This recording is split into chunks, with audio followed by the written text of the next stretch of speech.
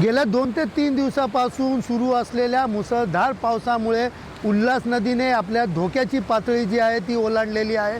विशेषतः पाहायला गेलं तर उल्हास नदीमधून वाहून येणारा म्हणजे बदलापूरवरनं कल्याणमध्ये येणारी हीच उल्हास नदी आता रौद्र रूप घेताना पाहायला मिळत आहे। मी सध्या उभा आहे कल्याण आंबिवली मार्गावर असलेल्या याच उल्हास नदीच्या काठावर आणि आपण पाहू शकता या ठिकाणी सह्याद्रीच्या पर्वतातून उगम पावणारी ही उल्हास नदी सध्या धोक्याच्या पातळी ओलांडून वाहत आहे। रायगड आणि ठाणे जिल्ह्यात गेल्या 2 दिवसापासून सुरू असलेल्या मुसळधार पाऊसमुळे या ठिकाणी थेट याचा परिणाम म्हणजे उल्हास नदीची जी पाण्याची पातळी आहे ती धोक्याची पातळी उल्हास नदीने ओलांडली आहे आणि त्यामुळे आता अकराळ विकराळ रूप या नदीने धारण केलेलं आहे। सध्या या नदीचा प्रवाह आपण पाहिला तर अत्यंत असा रौद्र रूप धारण केलेलं पाहायला मिळत आहे। बदलापूर शहरामध्ये पाहिलं तर आधीच रस्त्यावरती पाणी आलेलं आहे आणि त्यामुळे आता आपण पाहिलं तर बदलापूरवरून पुढे टिटवाळा आंबिवली उल्हासनगर करत कल्याणच्या दिशेने वाहत येणारी ही उल्हास नदी आता पूर्णपणे क्षमते आणि प्रचंड वेगाने या ठिकाणी वाहताना पाहायला मिळते।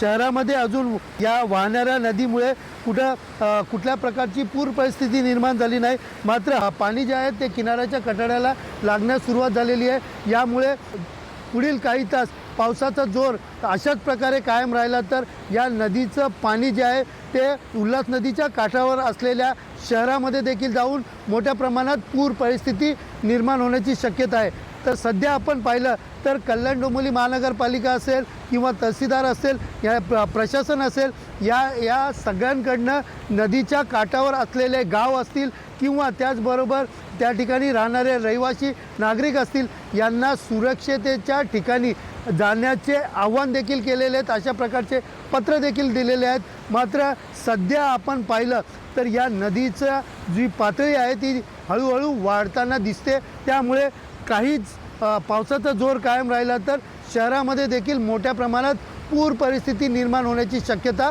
वर्तवली जात आहे। सुनील जाधव, TV9 मराठी, कल्याण।